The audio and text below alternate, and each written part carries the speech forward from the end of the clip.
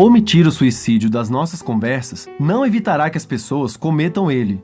Na verdade, falar sobre o suicídio é uma das poucas formas de preveni-lo. O suicídio é a morte em decorrência de ações danosas, autodirigidas, que visam intencionalmente a morte.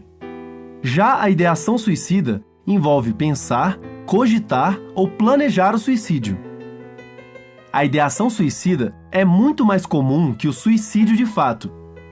Existe uma relação íntima entre as duas coisas, mas a maior parte das pessoas que exibe ideação suicida não realiza o suicídio. Então existem muitos outros fatores em jogo. O suicídio é mais comum de ocorrer em países mais ricos do que em países mais pobres, entre os homens do que entre as mulheres e entre os mais idosos do que entre os mais jovens. Mas isso tudo depende. Por exemplo, o suicídio é a principal causa de morte no mundo entre mulheres de 15 a 19 anos. Cerca de 90% das pessoas que cometem suicídio possuíam transtornos mentais, mas cerca de 98% das pessoas que possuem algum transtorno mental não morrem em decorrência de um suicídio. Então essa também é uma relação bem mais complicada do que pode parecer. Muito boa tarde a todos, o Band Mulher está começando. 10 de setembro é o Dia Mundial da Prevenção ao Suicídio. O Setembro Amarelo é um movimento criado pelo CVV, pelo Conselho Federal de Medicina e Associação Brasileira de Psiquiatria, que tem por objetivo trazer informações à população e alertar sobre a importância da prevenção do suicídio. Para falar do assunto, eu recebo hoje a psicóloga doutora Bianca Garcia e o pastor Kleber Lucas. Olha, boa tarde. Boa tarde. Muito obrigada por vocês estarem aqui. Eu gostaria, eu sempre quando vou falar de um assunto triste, porque é um assunto triste, mas acima de tudo, setembro também é um movimento, nós temos um movimento de valorização à vida. Porque não há nada mais especial, mais valoroso que a vida. Então, seria um assunto que o ano passado, quando estreamos o Band Mulher, eu fiquei muito preocupada em abordá-lo, pelo fato de muita gente falar, nossa, mas que assunto pesado. Daí, durante o decorrer, o ano passado e mais esse ano de 2019, a gente tem números alarmantes. E os dados informados aí na abertura do programa, cada vez pessoas bem jovens estão atentando contra a própria vida, muitos conseguindo o objetivo, infelizmente. E os dados realmente são muito tristes, não é? Sim, por muito tempo, tinha muito medo de se falar sobre isso, Mas é preciso falar. E aí, um outro dado assim, super importante, que segundo a Organização Mundial de Saúde, 9 de cada 10 casos poderiam ter sido prevenidos. Então, isso é um dado assim, importante para a gente pensar que tem sim tratamento, tem como buscar ajuda, tem diversas formas de reverter essa situação, Agora, existem muitas pessoas que não cometem esse ato por medo de condenação religiosa, por exemplo, A maior parte das religiões vê o suicídio como uma interrupção errada do ciclo natural das coisas. Como isso é hoje, pastor, cantor, as suas canções que inspiram tanta gente? Fala um pouquinho pra gente. Acho que o tabu religioso, ele sempre uma condição para se silenciar diante dessa questão, E acho que a grande pergunta que está por trás de alguém que atenta contra a própria vida. Será que essa pessoa realmente está se destruindo? Será que ela está abrindo mão de viver? Ou será que existem variáveis disso? Ou será que o tipo de vida que ela está vivendo não é o tipo de vida que ela sonha? Será que por trás de alguém que atenta contra a própria vida não existe um grande grito de querer viver de verdade? Sim. E não aceita viver qualquer tipo de vida ou qualquer condição? Mas a religião, ela vai estabelecer o suicídio como um pecado capital, ela vai perder a salvação. E a gente pensa, por exemplo, nas famílias enlutadas de entes que suicidaram. É uma certeza religiosa de que a pessoa perdeu a salvação. Ela desagradou a Deus. Mas será que realmente acontece isso ou existe um grito desesperador por querer viver? É porque, na verdade, outro dia eu estava dando uma lida, e conversando com a psicóloga que esteve aqui no programa, nós citamos esse assunto. A pessoa não quer acabar com a vida, ela quer acabar com a dor. Exatamente. Ela não suporta mais a dor. Sim. O que mais me entristece é que muita gente lida com a depressão como se fosse frescura, bobagem.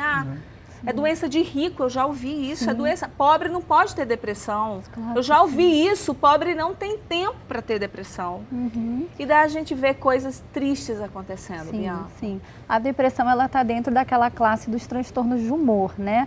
Então, é um dos transtornos mentais, assim, mais importantes para levar até o suicídio, né? E que é importante a gente dizer que quando alguém está deprimido, ele tem uma visão negativa dele mesmo, das outras pessoas e do mundo.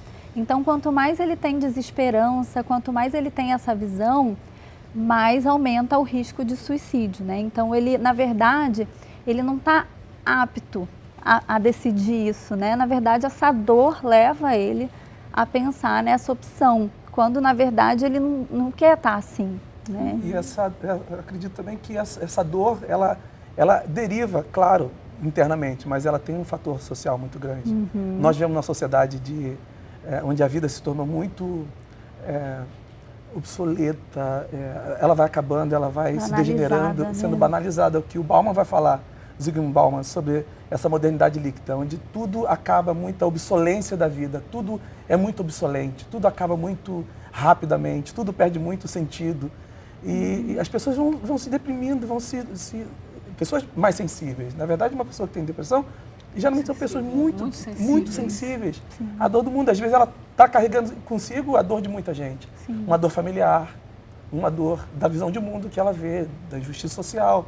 Ela percebe, ela não carrega só a sua dor. O deprimido, ele não carrega só a sua dor. Ele tem a sua dor, mas ele tem uma dor social também. Ele tem a dor do outro. E é esse pessoa que muitas vezes atenta contra a própria vida, que por sofrer dores de família, dores sociais, ele ainda assim ele perde a salvação. Olha o interdito da religião, uma coisa absurda. Particularmente eu acho isso um grande absurdo, essa fala da religião, porque quando você pensa, por exemplo, em Jesus de Nazaré, que é a nossa maior aproximação dentro do universo cristão, do divino, do sagrado, você vai encontrar a fragilidade nele. Você vai encontrar um Jesus que chora. Você vai encontrar um Deus que se identifica com a dor humana, está profundamente identificado com a dor e o sofrimento humano. Mas quando você quer estabelecer um controle, ele ganha outros contornos, ele ganha um contorno do juiz. Se você fizer isso, você vai perder a sua bênção da salvação, você está me desagradando. Como se a pessoa já não tivesse o seu sofrimento, ele ainda tem que carregar esse peso maior. É complexo. Bianca, a cada 40 segundos uma pessoa morre, se suicida. Fala um pouco sobre isso, nós temos a tabela também para você comentar. Hoje, né, os maiores motivos são os transtornos mentais, né? E as pessoas, elas às vezes não têm conhecimento disso, né? Então, é importante pensar que isso que você falou, né? Assim como acham que a depressão é só para pessoas, só que pobre não pode ter depressão, por exemplo. Muitas pessoas acham que não tem como buscar apoio, né? É muito desconhecimento. Então, essa atitude de vocês de abordar esse tema é muito importante, né? Porque as pessoas, elas não têm a menor noção que elas podem procurar ajuda num posto de saúde, numa clínica escola de uma universidade, através do CVV. Então, esse número poderia ser bem menor do que ele é hoje, se as pessoas soubessem, né? E um outro fator que favorece é a falta de apoio familiar, apoio social. Então, por mais que quem está assistindo, né, não está em depressão, se tem alguém próximo, se tem um colega de trabalho, se tem, né, um familiar, é importante a gente entender que às vezes as pessoas me perguntam como eu posso ajudar, às vezes eu não sei lidar. Muita gente não sabe como identificar. Não é uma pessoa que está sofrendo. Porque muitas vezes, né, existe um estigma do deprimido. E aí, se a gente for pegar a sintomatologia da depressão, não tem só tristeza e choro, né? Tem irritabilidade, tem a anedonia, que é a falta de prazer nas coisas, alteração de sono, de apetite, alteração de libido, uma série de fatores, né, que vai compor ali um quadro e não necessariamente essa pessoa vai estar lá no quarto escuro chorando, né? Muitas pessoas estão deprimidas trabalhando, muitas pessoas estão deprimidas, né, convivendo, e às vezes as pessoas se chocam, nossa, mas como isso aconteceu? talvez essa pessoa já estivesse segurando essa dor ali por muito tempo. É importante, acho, para os familiares levar a sério, né, a dor e o sofrimento de uma pessoa que está sofrendo com depressão e não banalizar. Ah, levanta da cama, para com isso, deixa de bobeira. Não, isso é real, é uma dor que é real, é um sofrimento e é uma doença. Sim. E precisa ser respeitado, ser visto como uma doença, como alguém que precisa de ajuda. Ô Kleber, assim como psicólogos, né, um pastor também escuta muito, né? Um pastor, um padre, muitas das pessoas buscam ajuda na religião, né? E acabam se confessando ou conversando. Acontece muito com você, de muita gente não saber nem o que sente muitas vezes, né? E acaba chegando e te passando todo aquele sentimento. Muito, muito. Acontece, eu recebi, esse ano ainda eu recebi uma ligação de uma pessoa, um amigo de madrugada, dizendo que tinha uma pessoa que queria conversar comigo. E eu fiquei conversando com essa pessoa algumas vezes, algumas semanas. E ele não quis muito falar sobre quem ele era. Era uma conversa que a gente tinha. E, enfim, marquei 3 vezes para conversar com ele, vim ao encontro dele. E a última notícia que eu recebi que ele havia atentado contra a própria vida. E foi muito difícil. Porque houve um esforço muito grande de estar perto, de conversar. E eu identifiquei a dor e estava sugerindo a ele procurar uma ajuda clínica e procurar familiares. E ele tentou até se aproximar de mim. E dói muito você perceber que às vezes você quase ajuda, consegue salvar, quase consegue ajudar alguém, quase consegue tirá-la daquela condição e ver ela tentando contra a própria vida é algo que nos custa muito. Porque são muitos fatores, né? Ela está adoecida. Então, assim como outras doenças, né, como colesterol e da pressão arterial, a depressão também é uma doença. Então, acontece uma alteração lá dentro do cérebro da pessoa que leva ela a perder essa força, né, essa vontade de viver. Isso é muito importante. Ok, nós vamos para um intervalo rápido, tá bom? E no próximo bloco, continuamos falando em Setembro Amarelo. A gente já volta, não sai daí. Uma noite muito especial aqui no Alto do Corcovado, no nosso Santuário do Cristo Redentor. Estamos celebrando o Dia Mundial de Prevenção ao Suicídio. Vamos estabelecer essa conexão de amor, de fé, fazer de fato uma escuta empática, dar a nossa palavra para que tantas pessoas possam recuperar o sentido da vida. E recuperando o sentido da vida, encontrar forças para continuar a sua trajetória. Vamos então nos irmanar, as instituições diversas, as pessoas trazem bons propósitos no coração, hoje unidas ao Redentor, unidas pela fé, unidas em nome do amor. Vamos então dar uma bênção especial. Que Ele nos abençoe, que o Redentor olhe por nós e nos fortaleça em sua paz. Em nome do Pai, do Filho e do Espírito Santo. Amém. Setembro Amarelo, Dia Mundial de Prevenção ao Suicídio. Essa iluminação para vocês.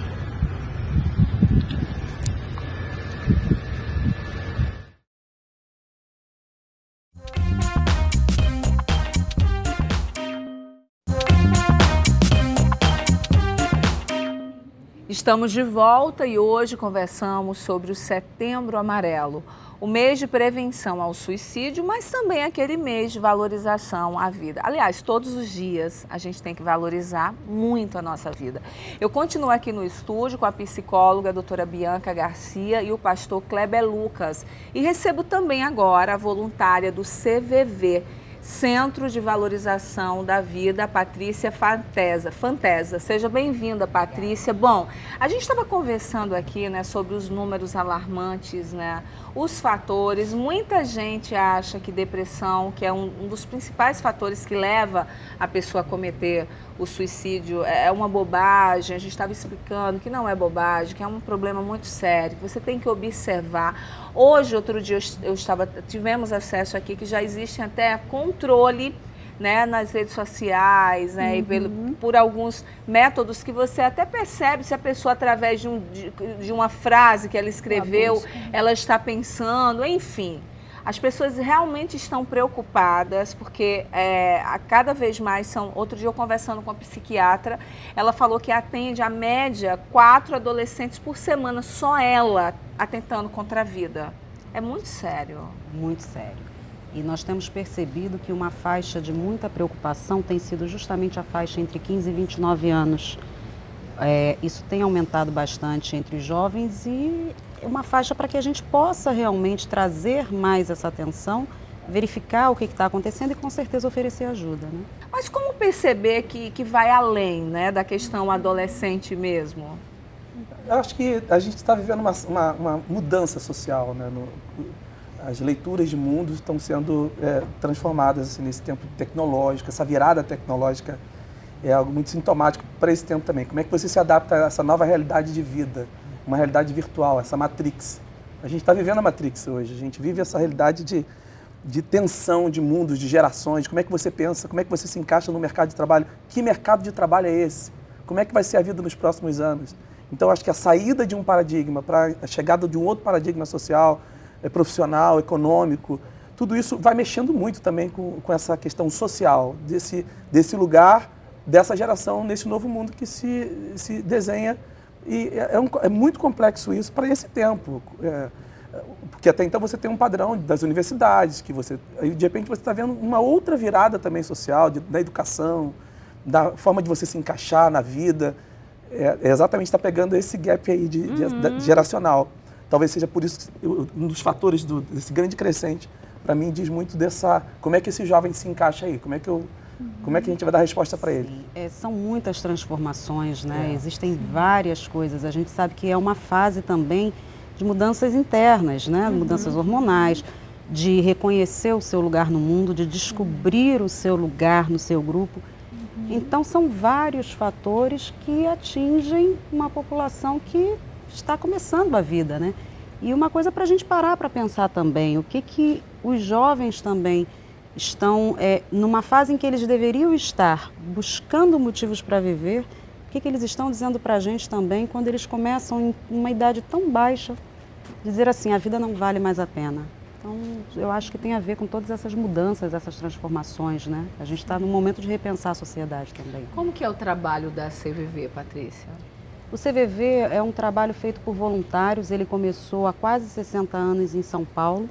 Hoje ele está presente em todo o país, são cerca de 110 postos, mais ou menos 3.000 voluntários. Esses voluntários passam por treinamento para oferecer um espaço neutro de acolhimento, um espaço onde a pessoa possa desabafar sem qualquer tipo de julgamento, de crítica ou de opinião. Ele tem como base sigilo e anonimato e a pessoa tem o tempo para falar, o que a gente até fala sobre despressurizar, o tempo que ela quiser. É um trabalho pontual, ele não é terapia, nada disso. Ele é apenas um espaço onde, ao poder falar, ao poder se expressar, a pessoa possa encontrar esse espaço realmente de esvaziamento. Então, os voluntários eles são treinados para isso, né? Para oferecer uma escuta acolhedora, uma escuta neutra, uma escuta que não tenha... Às vezes a gente sabe que por mais que as pessoas queiram ajudar, às vezes vem aquelas coisas do tipo, mas você está se sentindo assim, você tem tudo. Mas você não pode se sentir dessa maneira, vem o julgamento. Então a gente percebe que ter esse espaço e nesse caso, como o trabalho do CVV também tem essa questão da pessoa não precisar se identificar, isso facilita esse desabafo, em que a pessoa não tenha esse tipo de medo do julgamento do outro, o que a pessoa vai pensar a meu respeito, eu vou ter vergonha de falar. Então é justamente para proporcionar isso às pessoas. A gente tem algumas frases aí de alerta, inclusive, no UOL. Né? É isso mesmo, Patrícia? Eu preferi estar morto, eu não posso fazer nada, eu não aguento mais, que a gente falou da dor, né? Não é que eu não quero mais viver, eu não aguento mais conviver com a dor, né?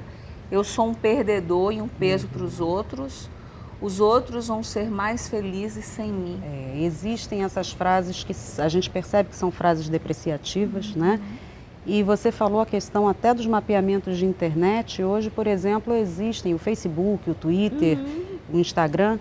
Eles têm algumas ferramentas em que, por exemplo, se você percebe que alguém coloca alguma frase dessas, que você percebe que alguma coisa possa não estar muito bem com aquela pessoa, você tem a possibilidade de oferecer ajuda de forma anônima e a pessoa recebe uma mensagem, né, dizendo, olha, um amigo se preocupou com você, sem revelar quem é essa pessoa. E você vai clicando, né, para oferecer ajuda até que você consegue encaminhar para um canal de ajuda na hora, inclusive para o próprio site do CVV. Então é sempre importante que as pessoas saibam que existem recursos e que elas podem ajudar também, né? Às vezes só o fato de observar uma fala diferente, isso já é uma forma de oferecer ajuda. Qualquer um pode ser voluntário, Patrícia, ou existe uma pesquisa até para compreender também o perfil daquela pessoa, né, que vai atender, vai dar um direcionamento. Os voluntários, eles passam por um curso que dura cerca de 12 semanas, claro que existe sim um perfil. Esse treinamento é um treinamento para desenvolver um pouco dessa habilidade de ouvir de maneira neutra, e é um curso que a gente sabe que é um curso de seleção mesmo, né? Porque é natural que ao longo do tempo a pessoa perceba se ela tem as características para poder fazer parte do trabalho, ou às vezes até se ela não tiver essa percepção, a gente, claro, também tem essa preocupação de trazer pessoas que estejam alinhadas com a filosofia do trabalho, né? Então, o treinamento já é um treinamento de um tempo razoável para que a pessoa possa desenvolver isso, mas a gente costuma dizer que é uma porta de entrada. Depois ela vai desenvolvendo também, vai tendo uma série de treinamentos internos e aí é um processo, né? Bianca, por que se fala que um caso impacta 6 pessoas mais, seriamente 6 pessoas mais? Porque a família em si muitas vezes se sente culpada por isso, por não ter percebido, por não ter ajudado, né? E aí gera uma culpa. E aí quando se fala dessas pessoas, são as pessoas que convivem, né? E aí foi isso que ela falou, é super importante da escuta neutra, que às vezes a gente acha que, eu vou aconselhar, vá fazer isso, vai fazer aquilo. Pensa numa pessoa deprimida, ela está totalmente sem energia, totalmente sem motivação. Quando você traz isso à tona, isso faz com que ela se sinta mais fracassada, né? Então, assim, a principal palavra, assim, de alguém que queira ajudar é ter empatia, assim, é tudo que a pessoa quer ouvir. Olha, eu entendo o que você sente, eu consigo perceber a sua dor, sabe? Eu estou aqui para te ouvir sem me aconselhar, né? Então, quando essa questão de impactar as pessoas ao redor, primeiro que traz à tona essa informação, né? Então, por muito tempo isso não se falava, eu acho que hoje isso é importante, está sendo falado na mídia, né? Existe um tabu de falar na mídia sobre suicídio, mas isso é importante falar de maneira responsável, né? Como nós estamos fazendo aqui hoje, trazendo isso à tona, mostrando formas de prevenção, enfim. Esse é o objetivo. Acho que nessa roda de saberes aqui, eu acho muito interessante, nessa luta pela vida, se pensar nessa interdisciplinaridade. São vários saberes pensando uma situação de uma pessoa que está sofrendo.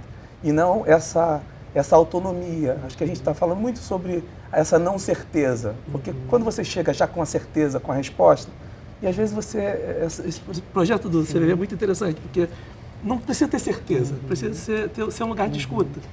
E o que você está colocando é de extrema importância, porque todo mundo é envolvido no processo, não existe ninguém que seja menos importante. A família, os amigos, o CVV, os profissionais de saúde, quer dizer, a igreja, todos nós somos importantes nesse processo, porque nós estamos lidando com aquilo que existe de mais precioso, que é a vida. Exatamente. E essa troca, essa possibilidade de cada um atuar, é que faz toda a diferença. A gente tem um vídeo bem interessante, agora vamos dar uma olhada? Meu pai sofria de depressão há anos, ele vivia de altos e baixos, tentando tratar a doença, porque é uma doença. E com o passar dos dias, daquela época, eu comecei a perceber que o meu pai não era a mesma pessoa. O meu pai, ele gostava muito de jogar bola, ele gostava muito de ver os amigos, ele gostava muito de se divertir. Só que naquela época, ele queria só ficar em casa, ficava muito com a gente. Quando foi 5h55 da tarde, foi o último horário que meu pai visualizou o WhatsApp. A hora foi passando, mas até então a gente estava achando normal, porque era uma quinta-feira e quinta-feira meu pai costumava ir no futebol. Quando foram umas 8 horas da manhã, a minha mãe me acordou falando que meu pai não tinha voltado para casa. E a gente sabia que não importava o que acontecesse, se ele tivesse bebido, não importava o que ele estivesse fazendo, ele sempre voltava para casa. E quando deu umas 11 e pouca, eu liguei pro meu ex-namorado e para conversar com ele, né? Ele já sabia do que estava acontecendo Só que eu notei que ele tava com um jeito diferente. Ele ficava falando pra mim, eu já tô indo. Ele sabia de alguma coisa, e eu sabia que ele sabia de alguma coisa, só que ele não queria me falar pelo telefone. Eu queria pedir para que vocês não fechassem os olhos para uma doença que ela não é visível, mas ela é sentida e ela dói muito. Ela dói tanto que ela cega as pessoas. Meu pai se suicidou com uma faca que nós tínhamos em casa, uma faca que ele ganhou nos 50 anos dele. Eu fiquei com o computador dele, eu fiquei com o telefone dele também, depois do acontecimento. E eu achei várias procuras de como se jogar da ponte Rio e Niterói, de como se em cima do coração tinha algum osso que atingisse antes de chegar até o coração. E aquilo me doeu muito, ver o desespero do meu pai, ver a dor do meu pai. Então, eu não gostaria, a gente não deseja isso nem pro nosso pior inimigo, a gente não deseja isso pra ninguém. Nem passar pela minha situação e nem pela situação que meu pai passou. Então eu queria pedir para que vocês se conscientizassem e prestassem atenção, porque é sério. É muito sério, né? E assim, emociona muito, porque a Daniela dividiu com a gente. Muito obrigada, Daniela. Lamento muito o que aconteceu com seu pai, mas muito obrigada, porque com o seu depoimento, a gente é um alerta, né, para várias pessoas, né? Ela falou, olha, encontrei no computador do meu pai pesquisas para saber como fazer, né? Ou seja, é um perfil de alguém que está com depressão, né? Que pensa em atentar contra a própria vida, buscar maneiras. E é importante a gente pensar também que existem alguns mitos, né? As pessoas dizem, quem quer se mata, né? Ou então, se ele tentou uma vez, não vai tentar de novo. São mitos, assim, não dá para levar em consideração tudo isso, sabe? As pessoas falam às vezes isso, mas isso a gente tem que desconsiderar, porque não dá para prever, entende? No caso dela, aparentemente, né? Ninguém imaginava que isso ia acontecer. A gente vai para o intervalo rapidinho, não sai daí. A gente vai continuar falando sobre esse assunto. Até já. Tem que respirar. O aplicativo surgiu em agosto de 2017, após eu ouvir comentários preconceituosos de uma pessoa conhecida a respeito de um caso lá de uma amiga dela que tentou se matar, porque muitas pessoas ainda têm esse tipo de pensamento, esse tipo de preconceito, né, esse tabu a respeito do suicídio, porque as pessoas acham que o suicídio é falta do que fazer, é falta disso, é falta daquilo, mas a gente sabe que não é, né? E com isso eu fui pensando na ideia de criar um aplicativo que inicialmente era para mais desmistificar o tema, de como essa pessoa, né, que conhecesse alguém que tivesse algum caso de depressão ou alguém que estava querendo tentar tirar a própria vida, tentasse ver como poderia buscar ajuda. Lembrando que o aplicativo, em hipótese alguma, não substitui ajuda profissional. O objetivo é ser uma ferramenta de apoio, de auxílio. Então, busque ajuda, se possível, porque com certeza vai fazer uma diferença muito grande na sua vida e com certeza você vai ter uma qualidade de vida muito melhor.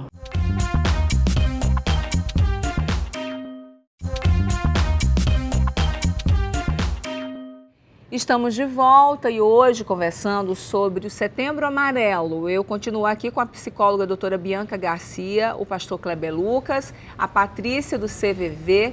E entre os gatilhos, né, que podem levar uma pessoa a tirar a própria vida está a depressão. A gente viu agora um relato antes do intervalo de uma menina, da Daniela, que perdeu o pai, né, com depressão. Recebo agora aqui no estúdio também a blogueira Karina Leto. Ela é idealizadora do projeto Pra Sempre Esther. Ela que passou por um quadro forte de depressão, conseguiu se recuperar, está aqui para compartilhar também a sua história com a gente. Seja bem-vinda. Obrigada. Eu já gostei do nome. Não é? Né? Rainha Esther. A Rainha Esther porque para salvar o povo ela pertenceu ao povo, entendeu? Então ela pertencia àquele povo. E Deus me deu esse nome porque eu passei por um processo de depressão, crise de pânico, ansiedade. Então, para que eu pudesse falar para mulheres, eu tive que passar por isso. Eu acho que Deus faz isso, né? A gente passa pelas coisas porque Ele sabe da força que nós temos para superar. E quando a gente começa a se encher dele e transbordar, aí a gente começa a curar e ser curado também. Quando você percebeu, Karina, que você estava com um quadro depressivo? Então, eu trabalhava como representante comercial na época. E eu comecei com crises de ansiedade, ia parar no hospital quase todos os dias. Aniversário da minha mãe, todo mundo comemorando aniversário. Eu tirei todo mundo da festa e fui pro hospital. E aquilo dali começou a me fazer muito mal, muito mal. E todos os pilares da minha vida estavam completamente desalinhados. Pilar espiritual, pilar de família, todos os pilares completamente desalinhados. E aí eu falei com minha mãe, mãe, não tô suportando, não tá dando, eu quero fazer alguma coisa que eu ame. Foi aí que a maquiagem entrou como um instrumento e eu comecei a ver na maquiagem algo que fizesse sentido, não só na minha vida, mas na vida das pessoas. Então, cada cliente que eu ia maquiar, eu não ia pelo dinheiro, pelo financeiro, e sim pelo ser. A realização, né? Exatamente. Isso daí foi o que me ajudou. Porque no período que eu estava mal, deprimida, as pessoas não sabiam. Eu sempre fui extrovertida, sempre ri muito, sempre fui muito comunicativa. E eu sempre tratei das minhas clientes assim, com toda a energia positiva do mundo. Sempre quis fazer diferença mesmo na vida delas. E ninguém sabia desse meu quadro, assim, como cliente, né? Só as pessoas mais próximas. E aí... Você não falava pra ninguém? É comum, Bianca, isso? Sim, muitas pessoas têm vergonha de sentir depressão, né? E aí vergonha de se dizer triste. Isso, porque para esse mundo também, não é, Kleber? Você falou muito bem, tem que ser feliz o tempo inteiro, tem que estar com tudo bem o tempo inteiro, tudo maravilhoso, né? Porque o legal é isso, e quando né? você fala, você ainda escuta, né? Ah, isso daí é besteira. Fala sério, não. Aquilo que a gente estava falando. Não, vai fazer alguma coisa, vai se distrair, vai...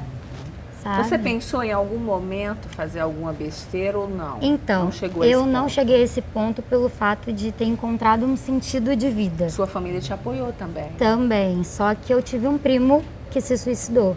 Então, assim, eu encontrei na maquiagem algo que me desse sentido e que eu fizesse sentido para as pessoas. É genético, mas o meu primo... Bianca? Pode ser, pode ser genético, né? Mas assim, a pessoa pode ter uma predisposição genética, ter um quadro depressivo, mas isso que ela usou, né? De ter um hobby, de se aproximar das coisas que você gosta, de estar perto de pessoas e coisas que você gosta, né? Isso pode ajudar a não deflagrar isso, né? Óbvio que diante de uma perda muito importante... Ela conseguiu buscar, né, ajuda no trabalho que ela escolheu, alegria, né? Isso. Mas tem muitas pessoas que se isolam mesmo. Temos quadros depressivos, né, de pessoas mais graves, que não tomam banho, não querem comer. Sim. E por isso que muita gente acha que é bobagem quando alguém fala que está com depressão, mas não está isolado nem está numa cama, ele continua trabalhando. Então são vários aí. Existem 3 níveis de depressão, né? Tem a depressão leve, moderada e a grave. Nos casos mais graves, assim, é primordial, né, passar por um psiquiatra para tomar uma medicação. Em alguns casos, né, quando existe uma ideação suicida ou tentativas, em alguns casos pode se indicar até a internação para preservar a vida dessa pessoa, né? Então você começou a trabalhar com maquiagem, daí você tem um canal, né? E aí comecei a querer fazer algo para as mulheres. No início eu pensei que o Para Sempre Esther fosse o seguinte, ensinar a maquiar, a fazer o cabelo, contar meu testemunho e tá ótimo, entendeu? Falar com as mulheres que elas poderiam superar porque eu superei. Só que depois o Para Sempre Esther foi mudando um pouco. Daí Então, você divide assim, sua experiência. Isso. E você dá vários conselhos agora. Porque a Exato. mulherada gosta de conselho, né? E gosta de conversar. Então, na realidade, o Para Sempre Estar agora tem outras pessoas também fazendo parte, que é o meu cunhado, ele é coach de emagrecimento. Então, ele fala da parte de saúde, ele perdeu os pais por diabetes e ele quase ficou diabético, ele tinha 120 quilos. Eu tinha 20 quilos acima do meu peso também. Então, achei muito importante essa parte, porque quando eu me olhava no espelho, quando eu estava com 20 quilos acima do peso, eu olhava e eu começava a chorar, eu não me sentia bem, e isso daí ia piorando cada vez mais o meu quadro. Então, como a gente olha pra gente é muito importante. E no processo de coach que eu fui fazendo para poder virar essa chave, eu comecei, ela falou, quando você tá se vendo assim, que você tá bem, o que você tá fazendo? Eu falei, eu só tô bem quando eu tô maquiada, eu vejo meu rosto maquiado, tô bem. Ela, então começa a fazer maquiagem todos os dias, mas de uma forma diferente, olhando pra você mesmo, sabe, cada detalhe. E eu falei, é isso, vou passar isso pras mulheres. Só que não era só isso. Eu não queria, Deus não queria de mim, vai lá e ensina a maquiar. Não, ele queria que eu contasse meu projeto, mas com o que eu passei, o meu propósito de vida. Perdi um pai quando eu tinha 2 anos de idade, um acidente de carro, faleceu meu pai, meu avô, minha avó, sobrevivemos eu, minha mãe e minha irmã. Eu fui abusada aos 5 anos de idade, eu perdi 2 filhos e eu tive depressão, crise de pânico e ansiedade. Então, com a minha história, eu consigo conectar com pessoas que viveram as mesmas coisas. Mas o meu cunhado, com a história de saúde dele, ele consegue conectar com as pessoas que viveram isso. A cantora, que faz parte do Para Sempre Estar também, viraram para ela e falaram assim, você é gorda, você é feia, você não tem os padrões de uma cantora. Ela ficou 10 anos sem cantar por isso. E ela tem uma voz maravilhosa. E ela conta todo o testemunho de vida dela, além todos os outros testemunhos. Então, o Projeto Esther virou isso. Para dividir Exatamente. Experiências de vida. Exatamente. Agora eu quero aproveitar, já que você maquia também, te convidar para você vir aqui no programa, né? Claro. Ensinar maquiagem pra gente, dividir mais um pouquinho dessa história sua, que é linda, e eu acho que é isso mesmo. Acho que as pessoas vêm com propósitos na vida e muita gente precisa ouvir para compreender assim, nossa, ela passou e eu estou passando.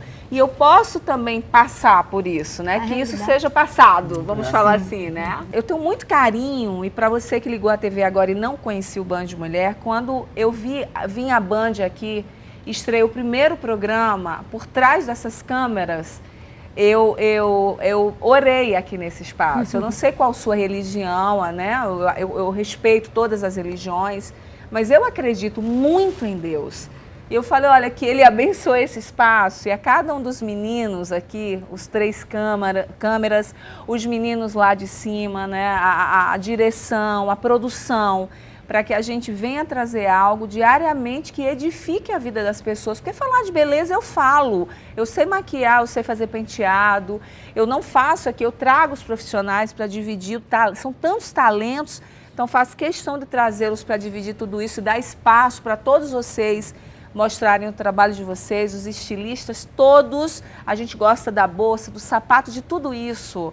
Mas não é isso, sabe? Não adianta ter a bolsa da moda, o sapato da moda tá com esmalte mais bonito, se lá dentro tá vazio, tá sem brilho. Então, a gente tenta trazer esse brilho para vocês também. Patrícia, para quem ligar, pedir socorro para a gente encerrar esse bloco, como que faz? O número do CVV, que atende nacionalmente, é o 188. Mas além do telefone, a ligação é totalmente gratuita, tá? De celular, fixo, de onde for. Mas além do telefone, também atende por chat, que a pessoa acessa pelo site da internet, que é o cvv.org.br. Ali, inclusive, tem várias informações, Gardene, e uma coisa importante para a gente colocar, foi feito material, numa parceria do CVV com a Unicef, de vídeos voltados para a prevenção de suicídio com jovens.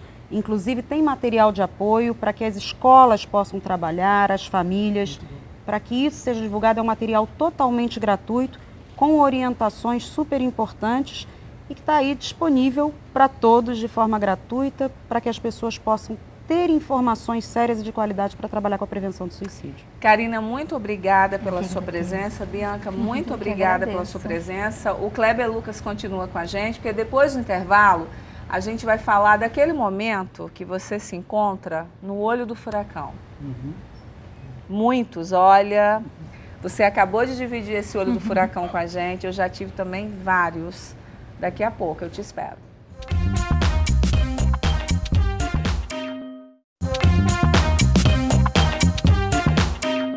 Estamos de volta e para quem estava acompanhando o programa, a gente está falando do Setembro Amarelo, já estava aqui com o Kleber Lucas, né, que é nosso convidado hoje.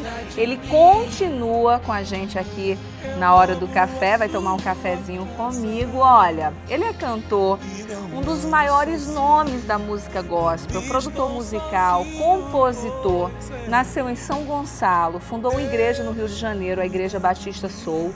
Você como pastor, compositor, dono de inspirações incríveis que, assim, ganhou um Grammy Latino, uma pessoa que compõe, que trabalha a vida das pessoas através da sua música, que isso é seu, nasceu e foi Deus que te deu, ninguém vai tirar, ninguém vai mudar. Pode quem quiser julgar, falar o que é seu, é um dom e foi Ele que te presenteou. Como que você vê tantos julgamentos? O ano passado, o ano retrasado, teve também um problema que você mostrou que por você ter uma religião definida, você não pode viver a intolerância religiosa quando você participou lá da doação para a reconstrução de um terreiro, né, de um centro. E muita gente criticou essa atitude sua, que na minha opinião foi uma atitude de amor que você teve. Como que você vê tantos julgamentos, Kleber? Como que você lida? Porque é uma situação complicada, né? É um momento difícil lidar com tantas pessoas te julgando e você tendo que se manter sóbrio e tranquilo para continuar a missão que você tem. A gente vive num tempo em que a nossa vida, especialmente o fato de ser uma figura pública, né? Tem uma vida muito exposta pela mídia e todo mundo tem a mídia na mão. A mídia não é mais propriedade de um segmento, de um setor, mas todo mundo é meio que dono dessa fala, desse espaço aí de opinar, de falar, de dar a opinião delas, entram na sua rede, entram no seu canal e falam de você, falam contra você. E eu vivo isso, o fato de ser uma figura muito disruptiva, né, de viver várias fragmentações ao longo da minha história, da minha trajetória, de ser absolutamente livre até mesmo para viver a minha experiência religiosa e respeitar a experiência do outro e entender que a minha experiência com Deus ela não é absoluta, que Deus não é exclusivamente meu e a minha experiência não é régua da vida de ninguém. Fora o fato de ser uma figura que dialoga com todo mundo, com outras experiências religiosas, ser amigo de padre, ser... Outro dia você convidou o padre Fábio de Mello para estar na sua igreja e também sofreu críticas. Cantei a música do Titã. Sofreu críticas, então, eu transito entre Deus e o diabo o tempo todo, né? Enfim, as pessoas ficam incomodadas pelo fato de eu ter a minha posição, de ter a minha opinião e não balançar apesar delas. Você tem uma história, Kleber, muito, muito bonita, de onde você veio. Eu lembro você contando que morava em um quartinho. São Gonçalo, lá no Morro da Coreia. São Gonçalo, no Morro, exatamente. Daí você teve a sua primeira composição, muita gente falava, você foi garçom, enfim. Poxa, garçom era o meu sonho. Eu trabalhei num restaurante, eu lavava copo e limpava o chão quando quebrava alguma coisa, limpava banheiro. Trabalhei como jardineiro, lavando carro, office boy, já trabalhei em serralheria. Passei minha vida toda tentando, buscando. Depois você teve... E sempre sendo enquadrado, né? Quem você pensa que é? E essa coisa do bullying, dessa coisa da discriminação. Porque também há preconceito, racismo. né? Preconceito. Sim. Eu moro num condomínio de classe média alta e algumas vezes eu fui parado na porta. Fui impedido de entrar no meu condomínio. Então é uma realidade que eu vivo. Esses enquadramentos sociais são enfrentamentos que eu tive que assumir. E enfrentar isso de cabeça erguida, consciente dos seus percalços, assumindo-os e não transferindo para o outro, colocando numa questão de família. Tem uma questão familiar? Tem uma questão estrutural? É óbvio que tem. Existe um racismo estrutural no Brasil. É claro que existe uma questão de fragmentação social, de um apagamento de memória, de um pobre que tem sonhos, mas ele não viabiliza esses sonhos. Eu trabalho dentro da Cidade de Deus, acabei de chegar de lá agora, estou fazendo um trabalho, faço um trabalho lá. E é claro que nem todo mundo que está ali, está ali porque é preguiçoso, não quer fazer. Não, existe um apagamento de memória. Sim. É mais interessante para movimentos sociais não atentarem para uma realidade de pessoas que estão ali, que estão sendo enterradas vivas com seus sonhos. Eu vivi isso até 19 anos de idade. Eu estou fazendo mestrado na Universidade Federal hoje, em História, mas eu com 19 anos já estava na 4ª série do primário, cheio de sonhos, sendo esse mesmo Kleber Lucas. Então, essas coisas vão afetar na vida particular? É óbvio que também vão. Mas eu também não transfiro para essas coisas, não transfiro para as pessoas, mas eu tenho consciência delas. Acho que procurar ajuda, uma ajuda terapêutica, fazer terapia, procurar uma ajuda clínica pedir mesmo, socorro, médica, pedir socorro, pedir ajuda, não ter dizer... vergonha, pedir socorro. E não viver de aparência, porque é mais fácil você... Eu estava numa condição que eu poderia viver de aparência e ia ser mais conveniente. Eu não tenho essa vocação para viver. Então, me expor e falar exatamente como... Isso choca muitas pessoas, porque elas querem viver. A nossa sociedade é uma sociedade de aparência. É uma sociedade que se constrói a partir desse paradigma do homem de Deus, da família perfeita, seja lá o que isso signifique, do modelo de família brasileira, seja lá o que isso signifique. No Olho do Furacão. O Olho do Furacão é isso. No lançamento agora, o Olho do Furacão. O Olho do Furacão é aquele desespero da alma, aquela sensação de vazio, de sozinho, de sem Deus, de sem amigos, de fragmentação, de ter que recomeçar, de estar ali vivendo o seu pior momento e você descobrir que você pode, ali no meio dessa coisa, em que ao seu redor está tudo girando, está tudo de cabeça para baixo, você pode encontrar uma paz ali que excede a razão. Tem uma hora que eu preciso mais do que uma lógica para entender a minha vida. Eu preciso de uma experiência de fé. E essa experiência agora é com o seu filho, Rafael Lucas. Então, a música não é minha, a música é do Rafa, né? Entrar no estúdio e cantar essa música com meu filho foi uma experiência que está muito traduzida no clipe, que acho que a gente vai assistir um pedaço do clipe. Não tem, acho que está tudo ali, tudo que eu queria dizer e que não foi dito, mas que está ali expresso nas palavras ou no silêncio, no abraço do Rafa, no abraço da Michelle, minha filha, que está aqui também. De ter esse acolhimento quando está tudo girando, parece o que te dá sentido.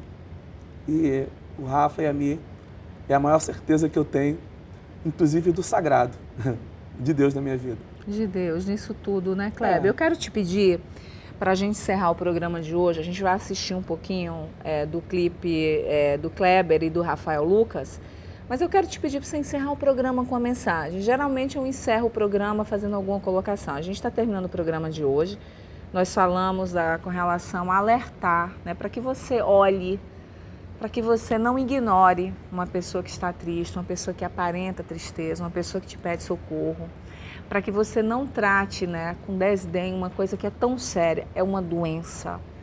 E que dê uma palavra que tente de alguma maneira ajudar, né? Nós colocamos os números aí para que você possa, caso muita gente não tenha estrutura também para ajudar, você pode pedir socorro, tem a CVV, você pode ligar, pedir socorro. O importante é que a gente não passe, né? Todos os meses são meses para valorização da vida, mas Setembro Amarelo é o mês de valorização da vida, é o mês que a gente tenta alertar com relação a números alarmantes aí do suicídio. Eu gostaria que você terminasse o programa de hoje, Kleber, com uma mensagem. Você que é uma pessoa que eu sinceramente admiro cada vez mais pela sua verdade, porque o mundo, a vida, ela não engole mentira. Não adianta, porque todo mundo sente, pode demorar anos e anos, a verdade é fato, ela vai aparecer. Então, eu te admiro mais ainda por você não mascarar a sua verdade, né? E tenho muito carinho, muito obrigada por você ter vindo participar do programa de hoje, ter contribuído com a gente, ter falado. Eu gostaria que você encerrasse o programa de hoje com uma mensagem, para depois a gente assistir um pouquinho do clipe e a gente se encontra amanhã, nesse mesmo horário, com mais Band de Mulher. Por favor, Kleber. Quero agradecer primeiro por estar aqui no seu programa, achei lindo, estou profundamente emocionado com tudo que aconteceu, assim, fui muito tocado, parabéns. Queria dizer para você que sofre com a doença da depressão que eu estou profundamente identificado com você, pelo fato de viver a experiência de depressão, pelo fato de sofrer dentro de um ambiente familiar e perceber pessoas que sofrem com depressão dentro da minha família. Mas eu também gostaria de dizer que em momentos mais profundos, no olho do furacão, vivendo os meus piores momentos, foram momentos em que eu descobri uma força que eu não sabia que estava lá. E as maiores músicas que eu fiz foram músicas feitas no olho do furacão. Então essa fala do Taleb, lá do Nassim Nicholas Taleb, sobre se tornar antifrágil, não é o contrário da sua fragilidade, não vai ser somente a sua força, mas a sua capacidade de voltar melhor e de se beneficiar com essa fraqueza, se beneficiar com esse momento de dor. Talvez você vai descobrir que existe uma força, cura para outros e para você mesmo. Você vai descobrir no olho do furacão. Nesse momento de fragilidade, você vai descobrir que você pode ser antifrágil. Essa é a minha mensagem para você.